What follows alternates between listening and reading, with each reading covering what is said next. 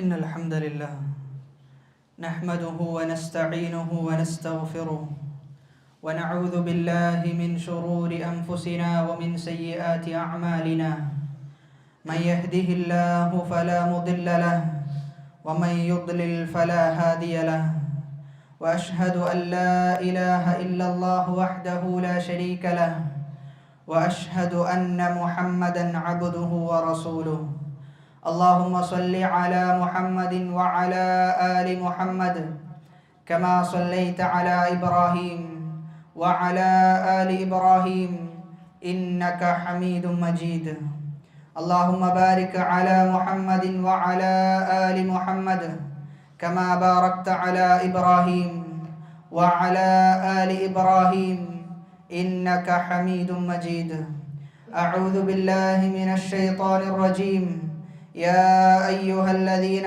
آمنوا اتقوا الله حق تقاته ولا تموتن إلا وأنتم مسلمون يا أيها الناس اتقوا ربكم الذي خلقكم من نفس واحدة وخلق منها زوجها وبث منهما رجالا كثيرا ونساء واتقوا الله الذي تساءلون به والأرحام إن الله كان عليكم رقيبا أما بعد فإن أصدق الحديث كتاب الله وأحسن الهدي هدي محمد صلى الله عليه وسلم وشر الأمور محدثاتها وكل محدثة بدعة وكل بدعة ضلالة وكل ضلالة في النار. ഏറെ ബഹുമാനം നിറഞ്ഞ സത്യവിശ്വാസിനികളെ, അല്ലാഹു സുബ്ഹാനഹു വ തആലയുടെ വിധിവിലക്കുകൾ ജീവിതത്തിൻ്റെ രഹസ്യങ്ങളിലും പരസ്യങ്ങളിലും കാത്തു സൂക്ഷിക്കുവാൻ കഠിനമായി പരിശ്രമിക്കണേ എന്ന് സ്വന്തത്തെ മറക്കാതെ നിങ്ങൾ ഓരോരുത്തരെയും ഓർമ്മപ്പെടുത്തുകയാണ്, വസിയ്യത്ത് ചെയ്യുകയാണ്. നാഥൻ അനുഗ്രഹിക്കുമാറാകട്ടെ. ക്ഷമയുടെയും തഖ്വയുടെയും കാരുണ്യത്തിൻ്റെയും സഹനത്തിൻ്റെയും മാസമായ റമദാനിൻ്റെ വിടപറച്ചലിന് ശേഷമുള്ള ആദ്യത്തെ വെള്ളിയാഴ്ചയിലാണ് നമ്മൾ ഓരോരുത്തരും സമ്മേളിച്ചിട്ടുള്ളത്. ഇൻഖദാ റമദാൻ വബഖിയ റഹ്മാൻ. റമദാൻ അവസാനിച്ചിട്ടുണ്ട്, എന്നാൽ റഹ്മാനായ റബ്ബ് എന്നെന്നും ജീവിക്കുന്നവനാണ്. ഒരിക്കലും മരണം അവനെ ബാധിക്കുകയില്ല. അത്തരത്തിലുള്ള റബ്ബ് ബാക്കിയാണ് എന്ന ഓർമ്മ നമുക്കുണ്ടാകണം. അല്ലാഹു സുബ്ഹാനഹു വ തആല വിശുദ്ധ ഖുർആനിൽ പറഞ്ഞു വെക്കുന്നത്, കുല്ലു മൻ അലൈഹാ ഫാൻ. ഭൂമിയിലുള്ള എല്ലാ ആളുകളും അവർ നാശത്തിന് വിധേയമാകും, അവർ ഇല്ലായ്മക്ക് വിധേയമാകും. വയബ്ഖാ വജ്ഹു റബ്ബിക ദുൽ ജലാലി വൽ ഇക്റാം. ഉദാരതയുള്ള നിന്റെ റബ്ബ് അവൻ ബാക്കിയാവുക തന്നെ ചെയ്യും, അവൻ നശിച്ചു പോകുന്ന ഒരവസ്ഥ ഉണ്ടാവുകയില്ല എന്നാണ് ഇമാം ഹസനുൽ ബസ്രി റഹിമഹുല്ലാ പറഞ്ഞു വെക്കുന്നത്. ലാ യകൂനു ലി അമലിൽ മുഅ്മിനി അജലുൻ. ഒരു മുഅ്മിനിന്റെ കർമ്മത്തിന്, ഒരു മുഅ്മിനിന്റെ സൽക്കർമ്മത്തിന് അവസാനമില്ല മരണമല്ലാതെ എന്നാണ്. എന്നിട്ട് ആയത്ത് ഓതി വെക്കുന്നത്, വഅബ്ദുർ റബ്ബക്. നീ നിന്റെ റബ്ബിനെ ആരാധിക്കണം. ഹത്താ യഅതിയകൽ യഖീൻ. നിനക്ക് മരണം വന്നെത്തുന്നത് വരെ നീ നിന്റെ റബ്ബിനെ ആരാധിച്ചു കൊണ്ടിരിക്കണമെന്നാണ്. അതുകൊണ്ട് റമദാൻ അവസാനിച്ചാലും അള്ളാഹുവിൻ്റെ ബാധ്യതകൾ, അവനോടുള്ള ബാധ്യതകൾ അവസാനിക്കുന്നില്ല, അത് ഇനിയും ബാക്കിയാണ് എന്ന ബോധ്യം നമുക്കുണ്ടാകേണ്ടതുണ്ട്. എല്ലാത്തിനെയും പോലെ തന്നെ, എല്ലാ മാസങ്ങളെയും പോലെ തന്നെ ആ മാസം നമ്മോട് യാത്ര പറഞ്ഞു. റമദാൻ മഹത്വമുള്ള മാസമാണ്. മഹത്വമുള്ള പലതും നമ്മുടെ ജീവിതത്തിൽ നിന്ന് നഷ്ടപ്പെട്ടു പോയിട്ടുണ്ട്. ഒരുപാട് മഹത്തുക്കളായ ആളുകൾ മരണപ്പെട്ടു പോയിട്ടുണ്ട്. ഒരുപാട് ആളുകൾക്ക് വേണ്ടി നമ്മൾ മയ്യത്ത് നിസ്കരിച്ചിട്ടുണ്ട്. നമ്മൾ ആലോചിക്കേണ്ടത്, ഇന്നലെ കേട്ട ഒരു വാർത്തയാണ്. 25 വയസ്സുള്ള ഒരു ചെറുപ്പക്കാരൻ, ആ ചെറുപ്പക്കാരൻ മരണത്തിന് വിധേയമായി. ഇങ്ങനെ ഒരുപാട് ആളുകൾ അവരുടെ സമയമാകുമ്പോൾ അവർ യാത്ര തിരിക്കുന്നുണ്ട് എന്ന യാഥാർത്ഥ്യം നമുക്കുണ്ടാകേണ്ടതുണ്ട്. അള്ളാഹു ആ ചെറുപ്പക്കാരന് അവൻ്റെ പാപങ്ങൾ അള്ളാഹു പൂർണ്ണമായും പുറത്തു മാപ്പാക്കി അവനെ സ്വർഗത്തിൽ പ്രവേശിപ്പിക്കുമാറാകട്ടെ. നമ്മൾ തിരിച്ചറിയേണ്ടത്, ഒരാളുടെ മരണത്താൽ, ഒരു മാസത്തിൻ്റെ വിടപറച്ചിൽ കാരണത്താൽ ഭൂമിയിൽ യാതൊരു മാറ്റവും സംഭവിക്കുന്നില്ല എന്ന തിരിച്ചറിവ് നമുക്കുണ്ടാകണം. സൂര്യൻ ഉദിക്കാതെ പോയിട്ടില്ല, ഭൂമി വറ്റി വരളുന്ന ഒരവസ്ഥ ഉണ്ടായിട്ടില്ല. കാലം ദ്രുതഗതിയിൽ സഞ്ചരിക്കുക തന്നെ ചെയ്യും. വസ്സഫറു തവീൽ, യാത്ര അതിവിദൂരമായ യാത്ര ചെയ്യാൻ നമുക്കിനിയും ഒരുപാടുണ്ട് എന്ന തിരിച്ചറിവുണ്ടാകണം. ദുനിയാവും കഴിഞ്ഞ് ബർസവും കഴിഞ്ഞ് അതിൽ ഖിയാമത്ത് നാളിൽ സംഭവിക്കുന്ന ഓരോന്നും, സിറാത്തും അതോടൊപ്പം തന്നെ ഹൗലും അതോടൊപ്പം തന്നെ ഹിസാബും, ഇതെല്ലാം കടന്ന് സ്വർഗത്തിലേക്കുള്ള യാത്ര എന്നത് അത് വല്ലാത്ത വിദൂരമായ ഒരുപാട് സഞ്ചരിക്കാനുള്ള യാത്രയാണ്. വസ്സാദു ഖലീൽ, എന്നാൽ നമ്മുടെ അടുക്കലുള്ള പാതയം, നമ്മുടെ അടുക്കലുള്ള സൽക്കർമ്മം അത് വളരെ തുച്ഛമാണ് എന്ന ബോധ്യം നമുക്കുണ്ടാകേണ്ടതുണ്ട്. റസൂലുള്ളാഹി സ്വല്ലല്ലാഹു അലൈഹി വസല്ലമ വഫാത്തായതിനു ശേഷം ഉമർ ഇബ്നുൽ ഖത്താബ് റളിയല്ലാഹു അൻഹു അവിടെയുള്ള സ്വഹാബാക്കളോട് വികാരഭരിതനായിക്കൊണ്ട് അങ്ങേയറ്റത്തെ ദേഷ്യത്തോടു കൂടി റസൂലിന്റെ വഫാത്തിന്റെ വാർത്ത കേൾക്കാൻ സാധിക്കാതെ പറയുന്നുണ്ട്, ആരെങ്കിലും എൻ്റെ റസൂൽ മരണപ്പെട്ടിട്ടുണ്ട് എന്ന് പറഞ്ഞു കഴിഞ്ഞാൽ അവൻ്റെ തല ഞാൻ എടുത്തു മാറ്റുമെന്ന്. ആ സന്ദർഭത്തിലാണ് അബൂബക്കർ സിദ്ദീഖ് റളിയല്ലാഹു അൻഹു കടന്നു വരുന്നത്. ഉമറിനോട് പറയുന്നുണ്ട്, റളിയല്ലാഹു അൻഹു, ഉമറെ ഇരിക്കു ഉമറെ എന്ന് പറയുന്നു. 3 പ്രാവശ്യം പറഞ്ഞിട്ടും ഉമർ ഇബ്നുൽ ഖത്താബ് റളിയല്ലാഹു അൻഹു കേൾക്കാൻ കൂട്ടാക്കുന്നില്ല. ആ സന്ദർഭത്തിലാണ് അബൂബക്കർ സിദ്ദീഖ് റളിയല്ലാഹു അൻഹു പറയുന്നത്, അമ്മാ ബഅദു ഫമൻ കാന മിൻകും യഅബുദു മുഹമ്മദൻ, നിങ്ങളിൽ ആരെങ്കിലും പ്രവാചകനായ റസൂലുള്ളാഹി സ്വല്ലല്ലാഹു അലൈഹി വസല്ലമയാണ് ആരാധിച്ചിരുന്നത് എങ്കിൽ ഫഇന്ന മുഹമ്മദൻ ഖദ് മാത്, റസൂൽ മരണപ്പെട്ടു പോയിട്ടുണ്ട്. വമൻ കാന യഅബുദുല്ലാഹ്, അല്ലാഹുവിനെയാണ് ആരെങ്കിലും ആരാധിച്ചിരുന്നത് എങ്കിൽ ഫഇന്നല്ലാഹ ഹയ്യുൻ ലാ യമൂത്ത്, അല്ലാഹു ജീവിച്ചിരിപ്പുണ്ട് എന്ന ആ ഒരു വാക്യം കേൾക്കുമ്പോഴാണ് ഉമർ റളിയല്ലാഹു അൻഹുവിന് യാഥാർത്ഥ്യം ബോധ്യപ്പെടുന്നത് എന്നാണ്. ഈ റമളാൻ കഴിഞ്ഞ് ഈ ഒരു ഖുതുബ കേൾക്കുന്ന സന്ദർഭത്തിലും നിങ്ങളോട് ഉണർത്താനുള്ളത്, മൻ കാന യഅബുദു റമദാൻ ഫഇന്ന റമദാന ഖദ് ഇൻതഹ, ആരെങ്കിലും റമളാനിനെയാണ് ആരാധിച്ചിരുന്നത് എങ്കിൽ റമളാൻ അവസാനിച്ചു പോയിട്ടുണ്ട്. വമൻ കാന യഅബുദുല്ലാഹ്, അല്ലാഹുവിനെയാണ് ആരെങ്കിലും ആരാധിച്ചത് എങ്കിൽ അല്ലാഹു ഫഇന്നല്ലാഹ ഹയ്യുൻ ലാ യമൂത്ത്, അല്ലാഹു എന്നെന്നും ജീവിച്ചിരിപ്പുള്ളവനാണ്, അല്ലാഹു ഒരിക്കലും മരിക്കുകയില്ല എന്ന തിരിച്ചറിവ് നമുക്കുണ്ടാകണം. അതുകൊണ്ട് റമളാനിന്റെ അവസാനം ഉണ്ടായത് കൊണ്ട് തന്നെ അല്ലാഹുവിനോടുള്ള ബാധ്യതകൾ അവസാനിക്കുന്നില്ല എന്ന തിരിച്ചറിവ് നമുക്കുണ്ടാകണം. റമളാനിൽ ആസ്വദിച്ച ആ ഇബാദത്തുകളുടെ ആസ്വാദനം നമ്മുടെ നാവിൽ തുമ്പിൽ നിന്ന് അത് എത്രയോ പെട്ടെന്ന് തന്നെ, അത് നുകരുന്നതിന് മുമ്പ് തന്നെ റമളാൻ നമ്മിൽ നിന്ന് വിട പറഞ്ഞു പോയിട്ടുണ്ട്. എന്നാൽ നമ്മൾ തിരിച്ചറിയേണ്ടത്, ആത്മാർത്ഥതയില്ലാത്തവനും ദൃഢനിശ്ചയമില്ലാത്തവനും അള്ളാഹുവിനെ മനസ്സിലാക്കേണ്ടതുപോലെ മനസ്സിലാക്കാത്തവനും മാത്രമാണ് മറ്റുള്ള മാസങ്ങളിൽ അള്ളാഹുവിനെ സൂക്ഷിക്കാതെ, അള്ളാഹുവിൻ്റെ കൽപ്പനകൾ ശിരസ വഹിക്കാതെ ജീവിക്കാൻ സാധിക്കുകയുള്ളൂ എന്ന് മനസ്സിലാക്കേണ്ടതുണ്ട്. അതുകൊണ്ട് അള്ളാഹുവിനെ തിരിച്ചറിഞ്ഞ ഒരാൾ, അള്ളാഹുവിനെ മനസ്സിലാക്കേണ്ടതുപോലെ മനസ്സിലാക്കിയ ഒരാൾ ഒരിക്കലും റമളാൻ കഴിഞ്ഞാലും അള്ളാഹുവിൻ്റെ ബാധ്യതകൾ അവൻ ഒരിക്കലും നിറവേറ്റാത്ത അവസ്ഥ ഉണ്ടാവുകയില്ല. എന്നാൽ ചില ആളുകളെ സംബന്ധിച്ചിടത്തോളം വമാ ഖദറുല്ലാഹ ഹഖ്ക ഖദ്രിഹി, അള്ളാഹുവിനെ മനസ്സിലാക്കേണ്ടതുപോലെ അവർ മനസ്സിലാക്കിയിട്ടില്ല എന്നതാണ് യാഥാർത്ഥ്യം. ചില മുൻഗാമികൾ പറഞ്ഞു വെക്കുന്നത്, ബിഅ്സൽ ഖൗം, ഒരു സമൂഹം അവർ എത്ര മോശപ്പെട്ട സമൂഹമാണ്. ലാ യഅരിഫൂന ഹഖ്ഖല്ലാഹി ഇല്ലാ ഫീ റമളാൻ, അള്ളാഹുവിൻ്റെ ബാധ്യതകൾ അവർ മനസ്സിലാക്കുന്നത് റമളാനിൽ മാത്രമാണ്. റമളാൻ കഴിഞ്ഞാൽ അള്ളാഹുവിനെ സൂക്ഷിക്കുന്നില്ല, റമളാൻ കഴിഞ്ഞാൽ അള്ളാഹുവിൻ്റെ ബാധ്യതകൾ അവർ തിരിച്ചറിയുന്നില്ല, അള്ളാഹുവിൻ്റെ കൽപ്പനകൾക്ക് യാതൊരു പ്രാധാന്യവും കൽപ്പിക്കുന്നില്ല. എന്തിനേറെ റമളാൻ കഴിഞ്ഞ പിറ്റേ ദിവസം തന്നെ, റമളാനിൻ്റെ വൈകുന്നേരത്തിൽ തന്നെ നമ്മൾ ഉപയോഗിച്ച സിഗരറ്റുകൾ ചില ആളുകളെങ്കിലും അത് തൊട്ടിട്ടുണ്ട് എങ്കിൽ നമ്മൾ ആലോചിക്കേണ്ടത്, എന്താണ് റമളാനിൽ നമ്മൾ നേടിയെടുത്തത്, എന്ത് തഖ്വയാണ് റമളാനിൽ നമ്മൾ ഉണ്ടാക്കിയെടുത്തത് എന്നാലോചിക്കേണ്ടതുണ്ട്.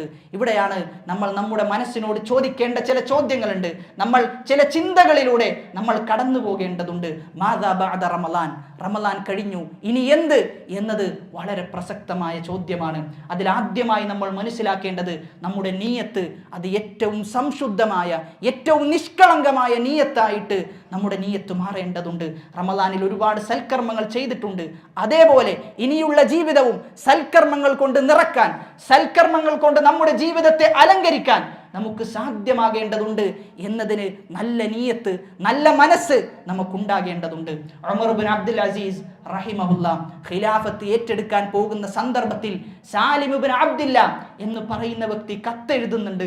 ആ കത്തിന്റെ ഉള്ളടക്കം അദ്ദേഹം ആ കത്തിൽ പറഞ്ഞു വെക്കുന്നത്, ഇഅ്ലം, നീ അറിയണം, അന്ന ഔനല്ലാഹി ലിൽ അബ്ദി അലാ ഖദ്രി നിയ്യ, ഒരു അടിമക്ക് അള്ളാഹുവിന്റെ സഹായം ലഭിക്കുക അവന്റെ നിയ്യത്ത് അനുസരിച്ചിട്ടാണ്. ഫമൻ തമ്മത് നിയ്യതുഹു തമ്മ ഔനുല്ലാഹി ലഹു. നിയ്യത്ത് പൂർണ്ണമാണോ അള്ളാഹുവിന്റെ സഹായവും പൂർണ്ണമായിരിക്കും. വഇൻ നഖസത് നഖസ ബിഖദ്രിഹി. നിയ്യത്തിൽ കുറവുണ്ടോ അവന്റെ അള്ളാഹുവിന്റെ സഹായത്തിലും അവന് കുറവുണ്ടാകും എന്ന് പറഞ്ഞു വെക്കുകയാണ്. അതുകൊണ്ട് നിയ്യത്തുണ്ട് എങ്കിൽ, നല്ല നിയ്യത്ത് നമുക്കുണ്ട് എങ്കിൽ റമളാനിന് ശേഷവും അള്ളാഹു നമ്മെ ഏറ്റെടുക്കും. റമളാനിന് ശേഷവും സൽക്കർമ്മങ്ങൾക്കുള്ള തൗഫീഖ് അള്ളാഹു നമുക്ക് നൽകും. അള്ളാഹു ഏറെ ഇഷ്ടപ്പെടുന്നത് എന്ത് എന്ന് റസൂലുള്ളാഹി സ്വല്ലല്ലാഹു അലൈഹി വസല്ലമ പറഞ്ഞു വെക്കുന്നത് അഹബ്ബുൽ അഅമാലി അദ്വമുഹാ വഇൻ ഖല്ല. അള്ളാഹു ഏറെ ഇഷ്ടപ്പെടുന്നത് എപ്പോഴും ചെയ്യുന്ന സൽക്കർമ്മങ്ങളാണ്. അത് എത്ര ചെറുതാണ് എങ്കിലും എപ്പോഴും ചെയ്യുന്ന സൽക്കർമ്മങ്ങൾ ജീവിതത്തിലുണ്ടോ അതാണ് അള്ളാഹു ഏറെ ഇഷ്ടപ്പെടുന്നത് എന്നാണ് ഈ ഹദീസ് റസൂലുള്ളാഹി സ്വല്ലല്ലാഹു അലൈഹി വസല്ലമ പറഞ്ഞു വെക്കുന്നത്. സൈനബ് എന്ന് പറയുന്ന ഒരു സ്വഹാബി വനിത, ആ വനിത കയറ് കെട്ടിത്തൂക്കി ആ കയറ് പിടിച്ചുകൊണ്ടാണ് ക്ഷീണമുണ്ടാകുന്ന സന്ദർഭത്തിൽ നിസ്കരിക്കാറുണ്ടായിരുന്നത്. ആ സന്ദർഭത്തിലാണ് പറഞ്ഞു വെക്കുന്നത് ഇത്രയും കഷ്ടപ്പെടേണ്ടതില്ല, ചെയ്യുന്നത് എത്ര ചെറുതാണെങ്കിലും എപ്പോഴും ചെയ്യുക എന്നതാണ് ഇസ്ലാമിന്റെ അധ്യാപനം. അതാണ് ഇസ്ലാം മുന്നോട്ട് വെക്കുന്ന കാഴ്ചപ്പാട് എന്ന് പഠിപ്പിച്ചു കൊടുക്കുകയാണ് റസൂലുള്ളാഹി സ്വല്ലല്ലാഹു അലൈഹി വസല്ലമ ചെയ്തത്. ഈ ഹദീസ് കേട്ടതിനു ശേഷം റസൂലിന്റെ സ്വഹാബാക്കളിൽ ഉണ്ടായ മാറ്റം നമ്മൾ ആലോചിക്കേണ്ടതുണ്ട്. റസൂലിന്റെ മകളായ ഫാത്തിമ ബീവി റളിയല്ലാഹു അൻഹയും അലി ഇബ്നു അബീ ത്വാലിബ് റളിയല്ലാഹു അൻഹുവും റസൂലിന്റെ അടുക്കലേക്ക് വന്നുകൊണ്ട് റസൂലിനോട് ഒരു സേവകനെ ആവശ്യപ്പെടുന്നുണ്ട്, ഒരു ഖാദിമിനെ ആവശ്യപ്പെടുന്നുണ്ട്. ആ സന്ദർഭത്തിൽ പറഞ്ഞു കൊടുക്കുന്നത് സുബ്ഹാനല്ലാഹ്, അൽഹംദുലില്ലാഹ്, അല്ലാഹു അക്ബർ എന്ന് ഉറങ്ങാൻ കിടക്കുന്ന നേരത്ത് ഈ ദിക്റുകൾ ആവർത്തിക്കണം എന്നതായിരുന്നു മറുപടി. അതല്ലാതെ ഒരു സേവകനെ വെച്ചു കൊടുത്തിട്ടില്ല. അലി ഇബ്നു അബീ ത്വാലിബ് റളിയല്ലാഹു അൻഹു പറയുന്നത്, അത് കേട്ടതിന് ശേഷം ഫമാ തറക്തുഹാ ബഅദു, ഞാൻ എൻ്റെ ജീവിതത്തിൽ ആ 3 ദിക്റുകൾ ജീവിതത്തിൽ ഒരിക്കലും ഞാൻ ഉപേക്ഷ വരുത്തിയിട്ടില്ല എന്നാണ്. ഇത് കേട്ട മാത്രയിൽ സ്വഹാബാക്കൾ ചോദിക്കുന്നുണ്ട്, അല ലൈലത സിഫീൻ, സിഫീനിന്റെ രാത്രിയിൽ താങ്കൾ ഉപേക്ഷിച്ചിട്ടില്ലേ? സിഫീൻ എന്ന് പറയുമ്പോൾ മുസ്ലിമീങ്ങൾക്ക് ഏറെ പ്രയാസമുണ്ടായ രാത്രിയാണ്. മുസ്ലിമീങ്ങൾ അങ്ങേയറ്റം കഠിനമായ പ്രയാസത്തിന് വിധേയമായ ആ രാത്രി നിങ്ങൾ ഉപേക്ഷ വരുത്താൻ സാധ്യതയുണ്ടല്ലോ എന്നതനുസരിച്ചിട്ടാണ് സ്വഹാബാക്കൾ ചോദിച്ചത്.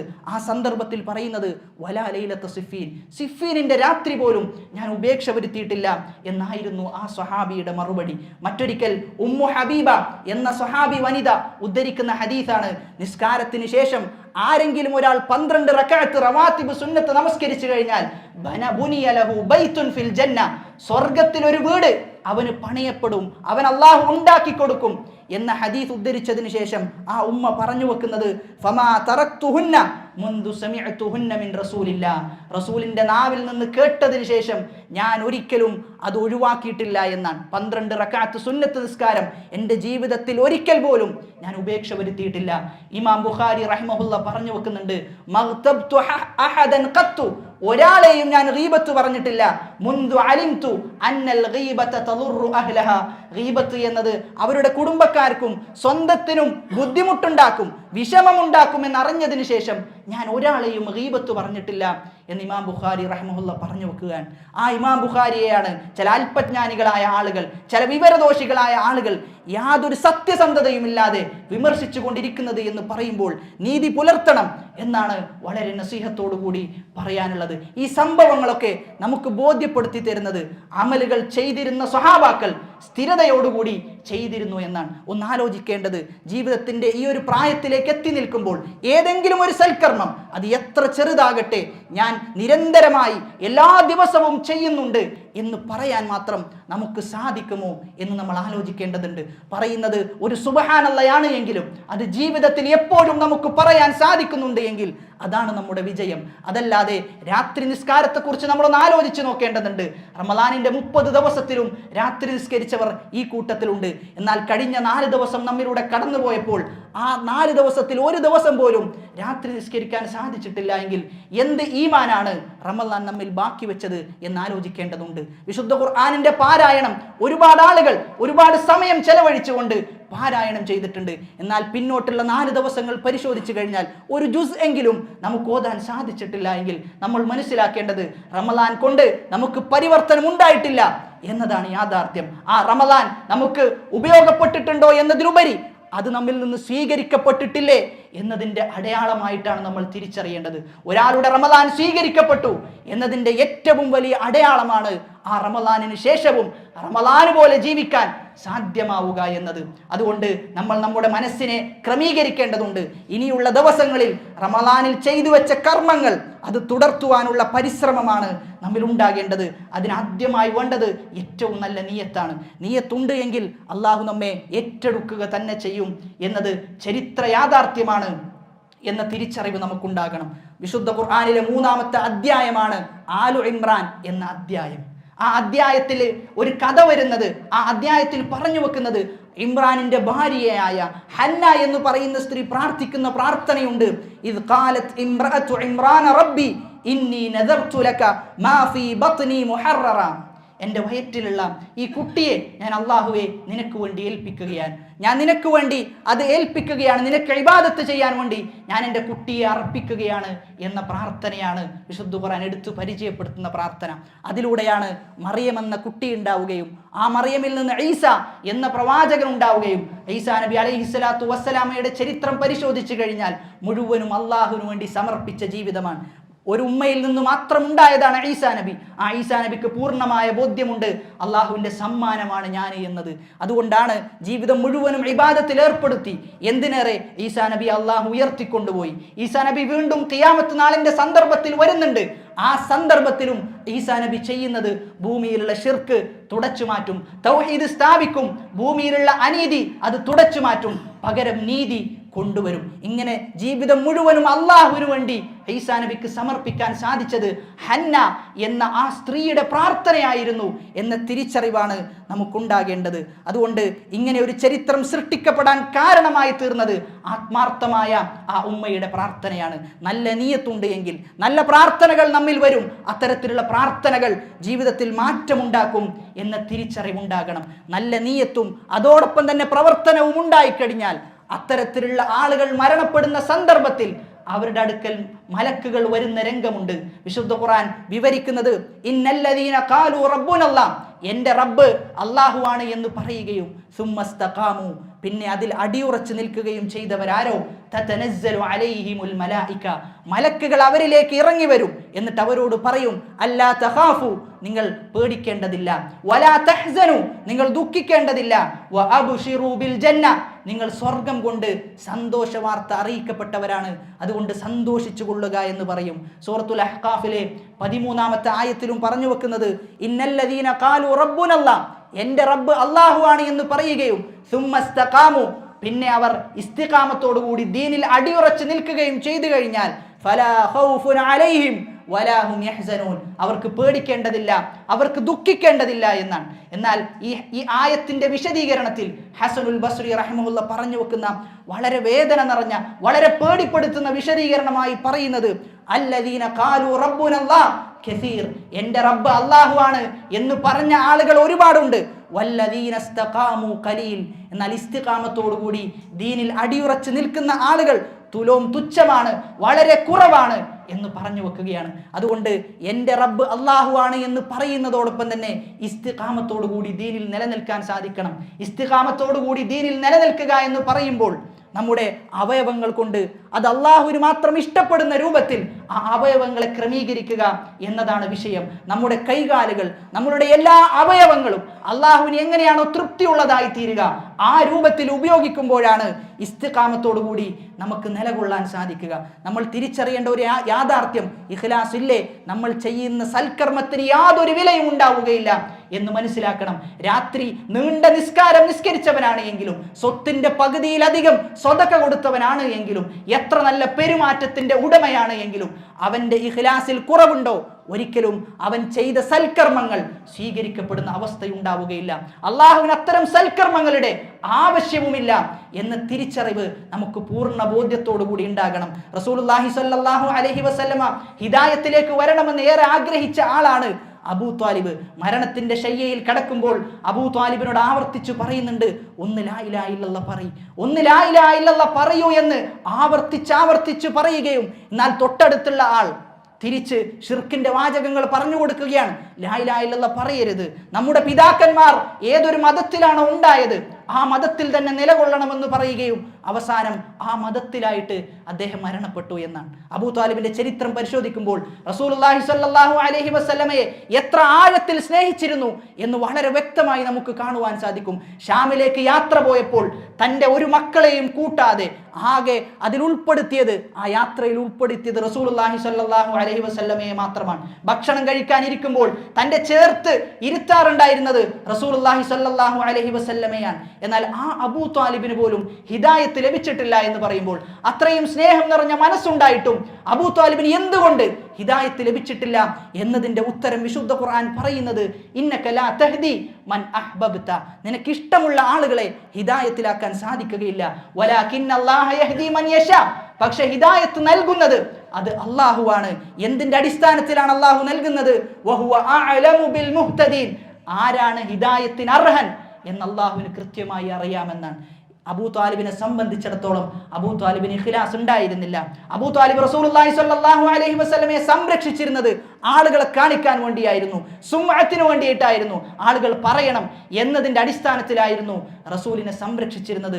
അതുകൊണ്ടാണ് ഹിദായത്ത് എന്ന വലിയ അനുഗ്രഹം നഷ്ടപ്പെട്ടു പോയത്. അതുകൊണ്ട് നമ്മൾ തിരിച്ചറിയേണ്ടത്, ചിലപ്പോൾ സൽക്കർമ്മങ്ങളിൽ മുൻനിരയിൽ നമ്മൾ ഉണ്ടായേക്കാം, പ്രബോധനത്തിന്റെ വീതിയിൽ മുൻനിരയിൽ നമ്മൾ ഉണ്ടായേക്കാം. പക്ഷേ അതെല്ലാം സ്വീകരിക്കപ്പെടണമെങ്കിൽ നമ്മുടെ അടുക്കൽ ഇഖ്ലാസ് വേണം. അതല്ല എങ്കിൽ ഒരിക്കലും സ്വീകരിക്കപ്പെടുന്ന അവസ്ഥ ഉണ്ടാവുകയില്ല എന്ന് മാത്രമല്ല, അതെല്ലാം പൊളിഞ്ഞു പോകുന്ന അവസ്ഥയാണ് ഉണ്ടാവുക. അതുകൊണ്ട് നമ്മൾ തിരിച്ചറിയേണ്ടത്, ഏതൊരു സൽക്കർമ്മം ചെയ്യുമ്പോഴും അള്ളാഹു മാത്രമായിരിക്കണം അതിൻ്റെ പിന്നിലുള്ള ഉദ്ദേശം, അള്ളാഹുവിൻ്റെ പ്രതിഫലം മാത്രമായിരിക്കണം നമ്മൾ കാംക്ഷിക്കേണ്ടത്. അതാണ് പ്രതാപത്തിന്റെ മാർഗം, അതാണ് പ്രവാചകന്റെ മാർഗം, അതാണ് സഹാബത്തും തൻ്റെ അനുചരന്മാരും പഠിപ്പിച്ച മാർഗം. അതിൽ വല്ലാത്തൊരു ആസ്വാദനമുണ്ട്. ചെയ്യുമ്പോൾ അള്ളാഹു മാത്രം കണ്ടാൽ മതി. ഒരു സൃഷ്ടികളും കാണേണ്ട ആവശ്യം എനിക്കില്ല. ഒരു സൃഷ്ടിയുടെയും ശുക്ർ എനിക്ക് ആവശ്യമില്ല. ഒരു സൃഷ്ടിയും എന്നോട് നല്ലത് പറയണം എന്ന് ഞാൻ ആഗ്രഹിക്കുന്നില്ല. ഇന്നമാ നുത്ഇമുകും ലിവജ്ഹില്ലാ, ഞങ്ങൾ ഭക്ഷിപ്പിക്കുന്നത് റബ്ബേ നിനക്ക് വേണ്ടിയിട്ടാണ്. ലാ നുരീദു മിൻകും ജസാഅൻ വലാ ശുക്കൂറ, ഒന്നും തന്നെ നിങ്ങളിൽ നിന്ന് ആഗ്രഹിക്കുന്നില്ല. ഒരു നന്ദി വാചകമോ ഒരു ശുക്രിന്റെ വർത്തമാനമോ ഒന്നും ആഗ്രഹിക്കുന്നില്ല. എല്ലാം അള്ളാഹുവിന്റെ അടുക്കലിൽ നിന്ന് മാത്രമാണ് ആഗ്രഹിക്കുന്നത് എന്നതാണ് മുഅ്മിനിന്റെ അടയാളമായിട്ട്, മുഅ്മിനിന്റെ പ്രസ്താവനയായിട്ട് പറഞ്ഞു വെക്കുന്നത്. അതുകൊണ്ട് തിരിച്ചറിയേണ്ടത്, റമളാനിന് ശേഷം നമുക്കുണ്ടാകേണ്ടത് ഏറ്റവും നല്ല നിയത്തായിരിക്കണം നമുക്കുണ്ടാകേണ്ടത്. അങ്ങനെ നല്ല നിയത്ത് ഉണ്ടായി എങ്കിൽ അല്ലാഹു സുബ്ഹാനഹു വ തആല ഹിദായത്ത് വർദ്ധിപ്പിച്ചു കൊടുക്കും. ഹിദായത്ത് ആരെങ്കിലും സ്വീകരിച്ചു കഴിഞ്ഞാൽ, സൽക്കർമ്മത്തിൽ ആരെങ്കിലും മുന്നേറിക്കഴിഞ്ഞാൽ അവന്റെ സൽക്കർമ്മത്തിൽ അല്ലാഹു വർധനവുണ്ടാക്കി കൊടുക്കുന്നതാണ്. റസൂലുള്ളാഹി സ്വല്ലല്ലാഹു അലൈഹി വസല്ലമ പ്രാർത്ഥിച്ച പ്രാർത്ഥന പരിശോധിച്ചു കഴിഞ്ഞാൽ, വജഅലിൽ ഹയാത സിയാദതൻ ലി ഫീ കുല്ലി ഖൈർ, എല്ലാ ഖൈറിലും റബ്ബേ നീ എനിക്ക് തുറവി നൽകണം, എൻ്റെ ജീവിതത്തിൽ ഒരുപാട് നന്മകൾ ചെയ്യാൻ തൗഫീഖ് നൽകണം എന്ന് നബി സല്ലല്ലാഹു അലൈഹി വസല്ലമ പ്രാർത്ഥിച്ചിരുന്നു. അതുകൊണ്ട് തിരിച്ചറിയേണ്ടത്, ഇൻഖദാ റമദാൻ വബഖിയൽ ഈമാൻ, റമദാൻ അവസാനിച്ചിട്ടുണ്ട് എന്നാൽ ഈമാൻ അവസാനിച്ചിട്ടില്ല. ഇൻഖദാ റമദാൻ വബഖിയൽ ഖുർആൻ, റമദാൻ അവസാനിച്ചിട്ടുണ്ട്, ഖുർആനിന്റെ പാരായണം ബാക്കിയാണ്. ഇൻഖദാ റമദാൻ വബഖിയത്തിൽ ഇബാദാതു വദിക്റുർ റഹ്മാൻ, റമദാൻ അവസാനിച്ചു, ഇബാദാത്തുകളും അല്ലാഹുവിനെ സ്മരിക്കേണ്ട ദിനങ്ങളും ഇനിയും ബാക്കിയാണ് എന്ന ചിന്ത നമുക്കുണ്ടാകേണ്ടതുണ്ട്.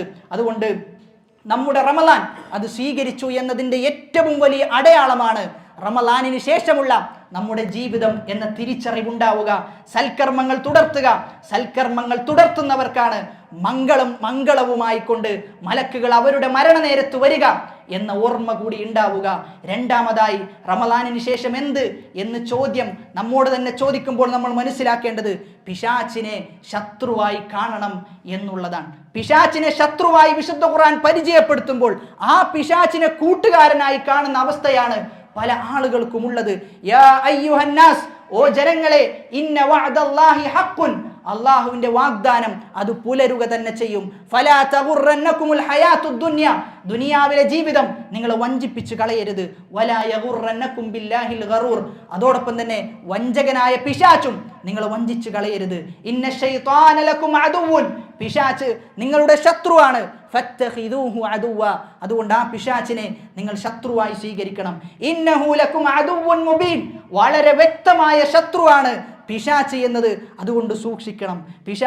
പിശാച് സത്യം ചെയ്തുകൊണ്ട് പറയുന്ന ഒരു കാര്യമുണ്ട്. നമ്മളൊന്ന് ആലോചിക്കേണ്ടത്, നമ്മോട് ഏതെങ്കിലും ഒരാൾ നമ്മെ കൊല്ലുമെന്ന് സത്യം ചെയ്ത് വളരെ ഉറച്ച തീരുമാനത്തോടു കൂടി പറഞ്ഞു കഴിഞ്ഞാൽ നമ്മൾ വളരെ വലിയ ജാഗ്രത അവൻ്റെ വിഷയത്തിൽ നമ്മൾ വെച്ചു പുലർത്തും. കൊല്ലുമെന്ന് പറഞ്ഞവനാണ്, ഒരുപാട് ആളുകളെ കൊന്നിട്ടുമുണ്ട് എന്ന് ഉറപ്പുള്ള ഒരു മനുഷ്യനാണ് പറഞ്ഞതെങ്കിൽ തീർച്ചയായിട്ടും നമ്മൾ സൂക്ഷ്മത പാലിക്കും. പിശാച് അത്തരത്തിലുള്ള വാഗ്ദാനമാണ് എടുത്തിട്ടുള്ളത്. فقال فبما أغويتني لأقعدن لهم صراطك المستقيم ثم لآتينهم من بين أيديهم ومن خلفهم وعن أيمانهم وعن شمائلهم ولا تجد أكثرهم ഷാക്കിരീൻ. അവരുടെ വലത്തെ ഭാഗത്തുകൂടിയും അവരുടെ ഇടത്തെ ഭാഗത്തുകൂടിയും അവരുടെ മുമ്പിലൂടെയും പിമ്പിലൂടെയും എല്ലാം ഞാൻ വന്നുകൊണ്ട് അവരെ യഥാർത്ഥ മാർഗത്തിൽ നിന്ന് ഞാൻ തെറ്റിച്ചു കളയുക തന്നെ ചെയ്യും എന്ന ശപഥമെടുത്ത ആളാണ് പിശാച് എന്നത്. അതുകൊണ്ട് ആ പിശാചിനെ, ആ ശൈത്താനിനെ നമ്മൾ ശത്രുവായി കാണേണ്ടതുണ്ട്. വിശുദ്ധ ഖുർആൻ മറ്റൊരു ചോദ്യം നമ്മോട് ചോദിക്കുന്നത് അഫതത്തഖിദൂനഹു വദുർരിയതഹു ഔലിയ, പിശാചിനെയും പിശാചിന്റെ കൂട്ടാളികളെയും നിങ്ങൾ മിത്രമായിട്ടാണോ കാണുന്നത്? വഹും ലക്കും അദുവുൻ, ആ പിശാചാകട്ടെ നിങ്ങൾക്കുള്ള ശത്രുവാണ്. ബിഅ്സലിദ്ദാലിമീന ബദല, അക്രമകാരികളായ ആളുകളെ സംബന്ധിച്ചിടത്തോളം എത്ര മോശമായ കൂട്ടുകെട്ടാണ് അവർ തേടിയിട്ടുള്ളത്, അവർ കൂട്ടാളിയായി സ്വീകരിച്ചിട്ടുള്ളത്. അതുകൊണ്ട് നമ്മൾ മനസ്സിലാക്കേണ്ട യാഥാർത്ഥ്യം, തിന്മയെ മാത്രം വെറുത്താൽ പോരാ. പല ആളുകളും പറഞ്ഞു വെക്കുന്നത് തിന്മയെ മാത്രം വെറുത്താൽ മതി എന്നാണ്. തിന്മയെ മാത്രം വെറുത്താൽ പോരാ, മറിച്ച് ആ തിന്മ പ്രേരിപ്പിക്കുന്ന, ആ തിന്മ പ്രചരിപ്പിക്കുന്ന, ആ തിന്മ ജനങ്ങളുടെ ഇടയിൽ ഇട്ടുകൊണ്ടിരിക്കുന്ന ആ പിശാചിനെയും നമ്മൾ വെറുക്കേണ്ടതുണ്ട്, ശൈത്താനിനെയും വെറുക്കേണ്ടതുണ്ട്. ഇതേപോലെയാണ് കുഫ്റിൻ്റെയും മറ്റു തിന്മകളുടെയും എല്ലാം അവസ്ഥ എന്നുകൂടി നമ്മൾ തിരിച്ചറിയണം. അതുകൊണ്ട് പിശാചിനെ ശത്രുവായി കാണണമെന്ന് പറയുമ്പോൾ പല ആളുകളും മനസ്സിൽ ധരിച്ചു വെക്കുന്നത് പിശാചിനെ ആരാണ് ശത്രുവായി കാണാതിരിക്കുന്നത് എന്നാണ്. എന്നാൽ നമ്മുടെ ഓൺലൈൻ പ്ലാറ്റ്ഫോമുകൾ ഒന്ന് പരിശോധിച്ചു കഴിഞ്ഞാൽ, നമ്മൾ ഫോളോ ചെയ്യുന്ന ആളുകളെ ഒന്ന് പരിശോധിച്ചു കഴിഞ്ഞാൽ, തിന്മകൾ പ്രചരിപ്പിക്കുന്ന പിശാചിന്റെ കൂട്ടാളികളായ ആളുകളാണ് പല ആളുകളും എന്നത്. അത്തരത്തിലുള്ള ആളുകളെയാണ് നമ്മൾ ഫോളോ ചെയ്തുകൊണ്ടിരിക്കുന്നത്, അത്തരത്തിലുള്ള ആളുകളെയാണ് നമ്മൾ പിൻപറ്റിക്കൊണ്ടിരിക്കുന്നത്. അതുകൊണ്ട് പിശാചിനെ ശത്രുവായി കാണണമെന്ന് പറയുമ്പോൾ തിന്മയെ ശത്രുവായി കാണാൻ, അത് പ്രേരിപ്പിക്കുന്ന ആളുകളെ ആ രൂപത്തിൽ കാണുവാൻ നമുക്ക് സാധിക്കേണ്ടതുണ്ട് എന്നാണ് ഓർമ്മപ്പെടുത്താനുള്ളത്. അതോടൊപ്പം തന്നെ മൂന്നാമതായി സൂചിപ്പിക്കാനുള്ളത്, റമളാനിന് ശേഷം എന്ത് എന്ന് ചോദിക്കുമ്പോൾ ആത്മാർത്ഥമായ പ്രാർത്ഥനകൾ നമ്മിൽ നിന്ന് ഉയരേണ്ടതുണ്ട്. സലഫുകളെ കുറിച്ച് പറയുന്നത് 6 മാസം റമളാൻ വരാൻ വേണ്ടി പ്രാർത്ഥിക്കുകയും ശേഷമുള്ള 6 മാസം റമളാനിൽ ചെയ്തു വെച്ച സൽക്കർമ്മങ്ങൾ സ്വീകരിക്കണേ എന്നതിനു വേണ്ടി അവർ പ്രാർത്ഥിച്ചിരുന്നു എന്നാണ്. ഒരു സലഫ്, ഒരു മുൻഗാമി, അദ്ദേഹത്തിന്റെ മരണശയ്യയിൽ കിടക്കുമ്പോൾ അദ്ദേഹം കരയുകയാണ്. എന്താണ് താങ്കളെ കരയിപ്പിച്ചത് എന്ന് ചോദിക്കുമ്പോൾ അദ്ദേഹം ആയത്തോതി കൊടുക്കുന്നത് ഇന്നമാ യതഖബ്ബലുല്ലാഹു മിനൽ മുത്തഖീൻ, അള്ളാഹു സൽക്കർമ്മം സ്വീകരിക്കുക മുത്തഖീങ്ങളിൽ നിന്ന് മാത്രമാണ് എന്ന ആയത്ത് അദ്ദേഹം പാരായണം ചെയ്തു കൊടുത്തു. അദ്ദേഹം അത് കേട്ട മാത്രയിൽ ഞാൻ മുത്തഖിയാണോ, എനിക്ക് തഖ്വയുണ്ടോ എന്ന നിലയിലാണ് അദ്ദേഹം ചിന്തിച്ചു വെച്ചത് എന്നാണ്. അതുകൊണ്ട് നമ്മൾ തിരിച്ചറിയേണ്ടത്, നമ്മൾ മനസ്സിലാക്കേണ്ടത്, റമദാൻ കഴിഞ്ഞാലും അള്ളാഹുവിനോടുള്ള ബാധ്യതകൾ അവസാനിക്കുന്നില്ല. ആ ബാധ്യതകൾ കൃത്യമായി പാലിച്ചുകൊണ്ടായിരിക്കണം നമ്മൾ നമ്മുടെ ജീവിതത്തെ ക്രമീകരിക്കേണ്ടത് എന്നാണ് ഓർമ്മപ്പെടുത്താനുള്ളത്. നാഥൻ അനുഗ്രഹിക്കുമാറാകട്ടെ.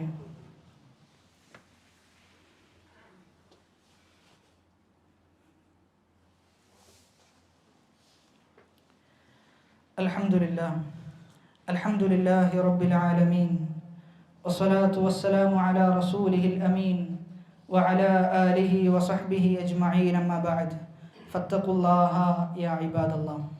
അല്ലാഹു സുബ്ഹാനഹു വ തആലയുടെ വിധിവിലക്കുകൾ ജീവിതത്തിൻ്റെ രഹസ്യങ്ങളിലും പരസ്യങ്ങളിലും കാത്തു സൂക്ഷിക്കുവാൻ കഠിനമായി പരിശ്രമിക്കണേ എന്ന് ഒരിക്കൽ കൂടി എന്നോടെന്ന പോലെ നിങ്ങൾ ഓരോരുത്തരെയും ഓർമ്മപ്പെടുത്തുകയാണ്, വസിയത്ത് ചെയ്യുകയാണ്.